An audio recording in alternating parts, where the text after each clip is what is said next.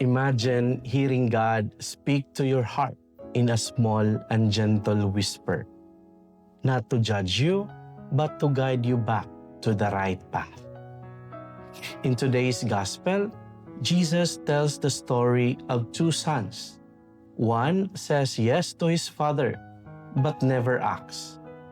The other says no, but later changes his mind and does what is right. Jesus shows us that God looks not at our first reaction, but at the direction we choose in the end. Maybe there are moments when we hesitated, failed, or pulled away from what God was asking. But Advent reminds us that it is never too late to turn around.